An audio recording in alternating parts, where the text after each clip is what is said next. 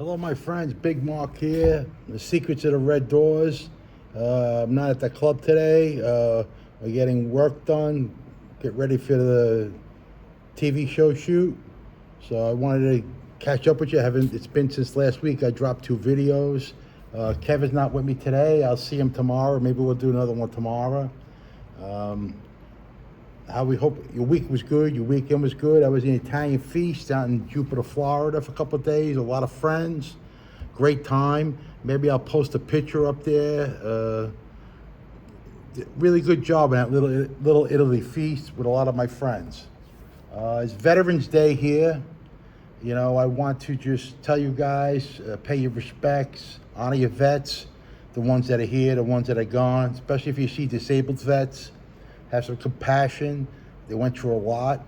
We're Americans. We're supposed to take care of our vets and thank them for their service. That's what gives us this opportunity to speak out, even for so just, pray for them and say thank you to our veterans. They help us with this way of life we have in this country. That be told, one thing about hanging out in the club all them years, there was always an American flag hanging in the corner. Guys love their vets, love the soldiers. I know a lot of guys from the streets who served in the military over the years. Bet you if we check back in history, we could find a lot of guys. But I want to tell you a couple of funny stories. There was a story a time, I think it was 1986 or 87. And John had come to me and Pete and said, listen, why don't you go, since I was good at bookmaking with numbers and handling that kind of, I booked a lot and put in his bets for years. So he says, listen, why don't you go with Bobby Borriello? He has a club on President Street, a block and a half off Court Street. We're going to put a horse room in there. We're going to put some TVs with satellites and show the races. This is before cable. So, you had the satellites, and we catch the races from out of town, overseas. And we'd set up behind the bar, and Johnny says, I'll back you. I'll put the money up. He says, you got 4 partners. You got Pete Gotti, Iggy Alonga, Bobby Borriello, myself, right? I would run it. Everybody would get 15% of the business, and John would get 40%. And John told me, Mark, he says, you know how to run it, you know how to do it, but promise me, don't give nobody no money. Once a month, based on how we do, they'll get their ends. But if Bobby or Iggy, he never mentioned his brother Pete, but if Bobby or Iggy come by, hit you for money, tell them you can't. A couple weeks went by, we started to get action, customers are coming in, I'm booking action, watching horses, and first week we won about $7,500, which wasn't bad because we're building a business up. Following week, I think we won about $5,000. So, and this money had accumulated. I kept the books on the numbers. I had a pad, make sure I kept the bankroll. After the second week, and Bobby was there. Bobby's mom lived around the corner. Bobby was a character. I adored Bobby. No matter what, tough guy and a half. He was originally around the Gallo brothers, but Bobby was a funny guy. Always made you laugh. Always had that look, that smile, like he was enjoying life. So he'd come by the club every day. He had a Nikita bonsai. It was always laying out in front, and then he would go about his business, go to the club, go to some park, come back, whatever it was. So one day he comes here, Mark. He says, "Do me a favor. We're up, right?" I says, "Yeah." I said, "How much we up?" "We're up about 17,000, over a couple of weeks. It's just, we're just building a business." He says, "Good." He says, give me $2,000. And I look at him. I said, "Bob," I said, "I can't give you the $2,000. He said, "No, I need it. You got to give it to me, man. I need it. Don't worry about it." I said, "Listen, Bob, you're going to get me jackpotted. John don't want me to give nobody money." He says, after every month, everybody would take the splits. He says, "The only one getting me is I'm getting paid." At that time, I was getting paid $250 a day to run that room. And that's 1986. Good money, it's cash money. Plus, I had a piece of the business. So, no, come on, Mark. And Bobby was so you cannot not like him. You know, he had that personality. I said, Mark, I'll put it back in a couple of days. Nobody know. I said, I'm gonna put you on the sheet. So I gave him the $2,000. I put on the sheet minus 2,000. So another week goes by. Of course, I didn't get the 2,000 back. You know it. If you're expecting that, you know, that life on the streets, a lot of guys, they never gave you the money back. But especially, you know, close friends, guys like Bart. So now the fourth week is here. We're up a total of about 50,000 in cash, just to paying the bills, paying the rent, the food, paying. So I'm saying, so Johnny says, make sure you come in, you know, take a profit percentage out. Everybody get a nice, you know, a bonus. I'll give you a bonus and keep the bankroll building. I don't want to touch the bankroll. So now I'm carrying that minus 2,000 every week. Bobby says, Bobby, got it. A couple days before we had to go over the books, the paperwork, and the money, Iggy comes in.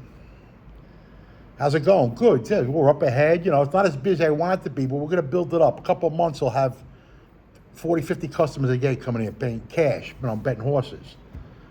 He says to me, do me a favor. Give me 500 out of the bankroll. I need the money. I said, Iggy, I can't. And Iggy wasn't like Bobby. Iggy was more of a stone serious guy. He goes, what do you mean you can't? He says, come on. He says, I need the money. I says, Iggy, Johnny told me if I give everybody money, I got to ask him first. And he says no money till once a month. And if anybody takes money before that, they're out of the group. They're out of the partnership. He said that. I said, yeah, I got to tell him. I report to him. Pete brings him the sheet every day. So he says, nobody took money out of his head? No. So I says, you know, I'm covering for Bobby because I didn't want to see Bobby get jammed up. Bobby's a sweetheart. All right. Forget about it. Iggy leaves. The next day, we had a bettor in there, and the guy was a chalk bettor. You know, chalk bettors, guys bet favorites all the time. And this guy was a big bettor. He bet a 6-5 shot, 1,000 to win. You know, guys, you know, Bobby says, you want to hedge that off to the office? No. 6-5, I'm putting it, we're keeping it. We're not hedging it off because if he loses one, he's got to win two just to get his money back at 6-5. He's a chalk bettor. But the guy bet triples. And he didn't bet cheap triples. He bet $100 triples, $200 triples. And we were paying as a book. We were only paying at that time, I think the triples were 600 to 1 or 400 to, no, it was 400 to 1 on the triples, 400 to $1. It was 800 on a $2 triple. And, you know, doubles were, you know, exactas were 75, Quinells were 50, doubles were 200, and triples were 400. So that was the only exotic bets we took back then. So this guy's betting triples, $200 straight. He's betting $2,000 worth of triples. And I said, Bobby, I says, listen, this guy's betting triples. You know, I know there are a lot of favorites, but one happens if he hits one, but, you know, that pays a price that goes over the $800 for every $2. He says, I want you to do something for me. There was an OTB on Court Street, right off President Street. It was right across the street from Funeral Home and Anthony Shorty's club was right across the street. I'll give you the triples he bets. Go to OTB. Bet the triples at OTB. He says, why you want to do that? I said, it's only $700-800 in action, but if he hits the triples, right, we can't lose. And if he hits a triple that goes over the 400 to 1, we make money. He says, that's a good idea. Yeah, we don't go hurt. If we lose $500 in action a day, but we can't get jammed because he hits one decent triple, it wipes out your profit for the week. So I'm going to your OTB, he's putting the triples in. All of a sudden, a couple days later, he hits a triple. The triple ends up paying $1,200. $1,200 for a $200 bet. So he only gets paid the $100 triple. He gets 100 times 400. So, you know what I mean? So he's collecting that money. We're getting the rest. So I went to OTB. I don't let Bobby do it because I figure if Bobby goes to OTB, he's gonna take a chop out of it before he drops the money off. I said, Bobby, sit here. I'll be right back. I run to OTB. I cash the ticket. I collect all the cash. Guy comes in, but triple. I pay him, and now we have all that money. He says, what do you do with that money? I'm gonna put it in the kitty. No, nobody knows about that. It says, I know nobody knows about that. Let's put it in the kitty. Don't worry about it. Put it in the kitty, and let me explain to John what I'm doing with the OTB. So that turned out to be a profitable transaction, only the triples for big bettors. If guys were betting dollar triples. So, funny thing is now that Saturday by the club, I had to go there in the morning when John got there, and we have to go to paperwork, go with Pete. He was going to go in the office to see John to go over the splits, and then Johnny would call me and talk to me how to, everything. So I go to Pete, give him the numbers and everything, and there's 2,000 on a minus, but the triple money, I covered it. But I forgot to take the minus 2,000 off. And I said, Pete, wait a minute, I got a script that was a mistake. It's supposed to be plus 2,000. You sure about that? I said, yeah, I take the minus off. Because it says minus 2,000, Bob. I said, yeah, that was a mistake. He never took the money. What do you mean he never took the money? He's asking for money? I said, son of a bitch, man. He just never quits. But that was that's how it was back then. These guys were hustling 500, 300. And Johnny was adamant about doing it the right way.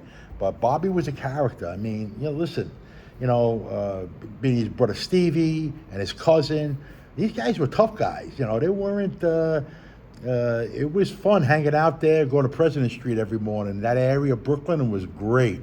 That's another story that Johnny put us in. And after it lasted for about 3-4 months, and they shut the club down because they were pinching gambling joints in the neighborhood, so we shut it down, and we never went back But upstairs from the horse room, there was a famous jockey named Angel Cordero.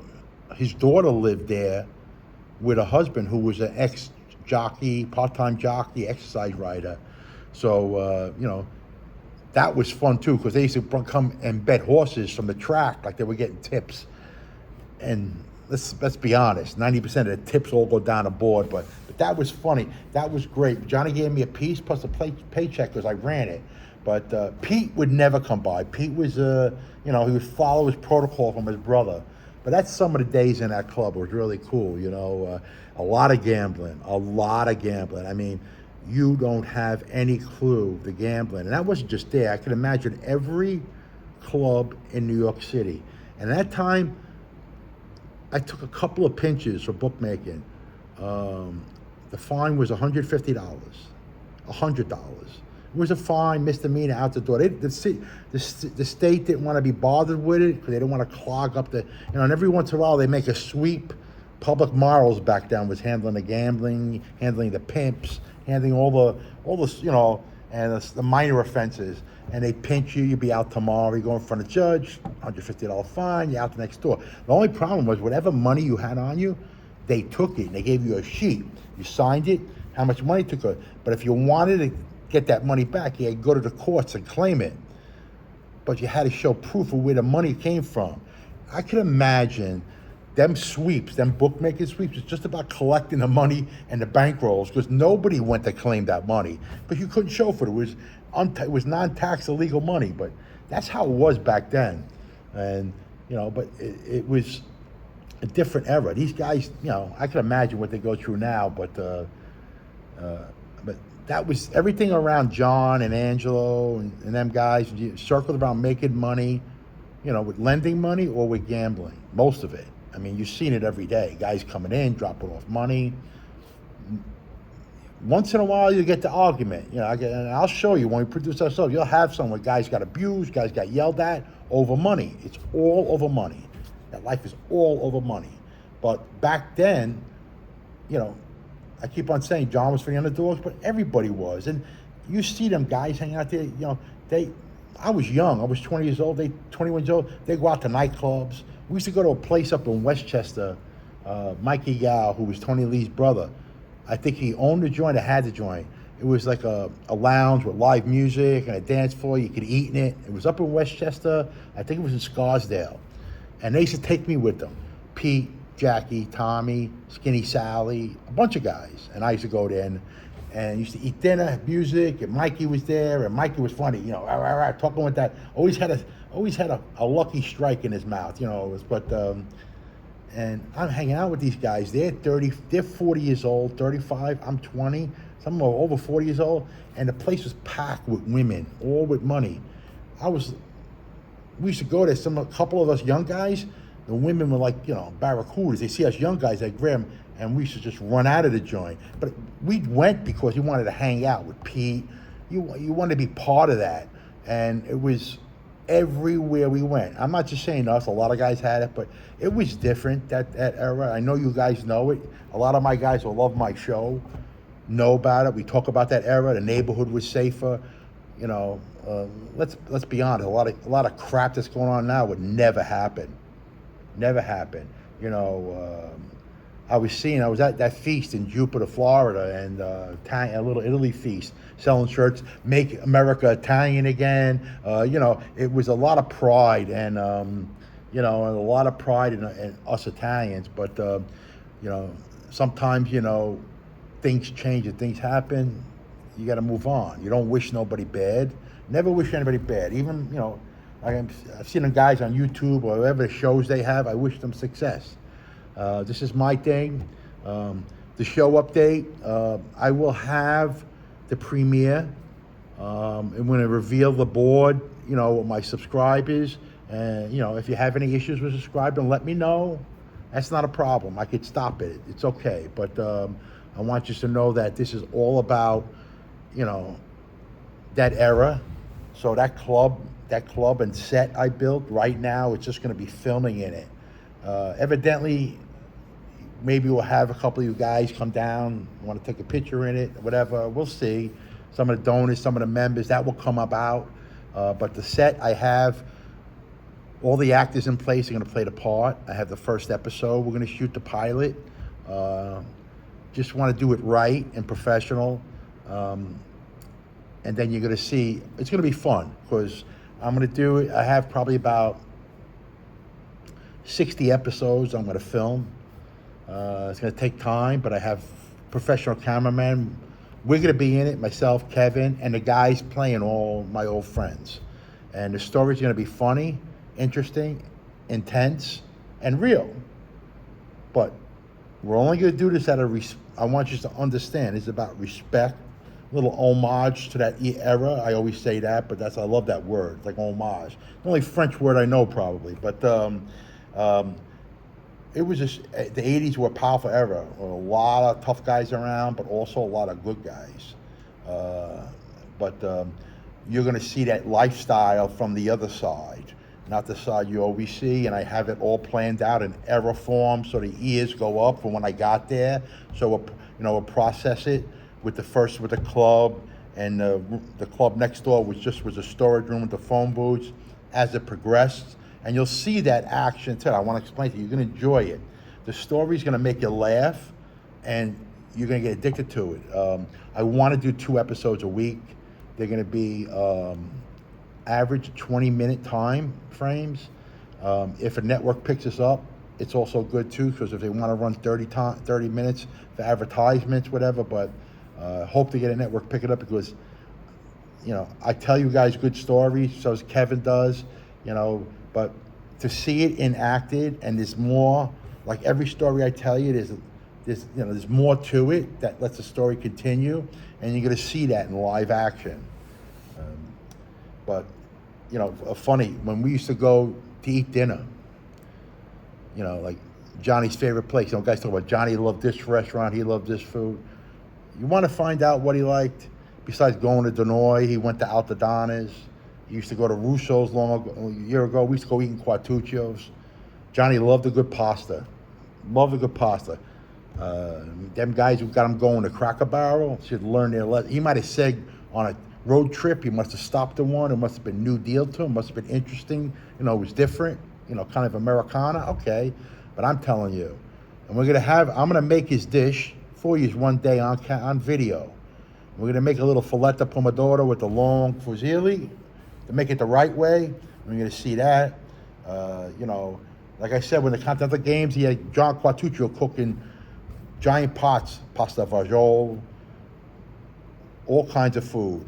You used to have, you know, listen, you could just he would enjoy just a spaghetti marinara with a real fresh tomatoes. You'd be surprised how far that goes. But the food was never ending. But that was John's food, and all of them. Angel, Pete, Jeannie. You like that Chinese food? We used to have on St. Patty's Day in the club, would have guys come in and get cooked corned beef. Jackie would cook corned beef and cabbage with boiled potatoes, and we'd have beers. And a bunch of Italian guys at the table with a couple Irish friends, and we're having corned beef and cabbage on St. Patrick's Day. But that's also, we grew up with that. Corned beef and cabbage wasn't an expensive meal, but like to eat. We like to eat. So imagine walking into a burger and you got 20 guys at the table drinking Guinness and having corned beef and cabbage, and that was a funny. That was a funny sight. If a bunch of Irish people walked in, they think they're in a Twilight Zone. But that's the way it was. And I just wanted to catch up with you on a short video here. I'll have another one for you tomorrow or Wednesday. I have some appointments Wednesday because we're busy right now getting this show started. But I'll come back with Kevin. We'll shoot from outside the club. I might have a guest with us.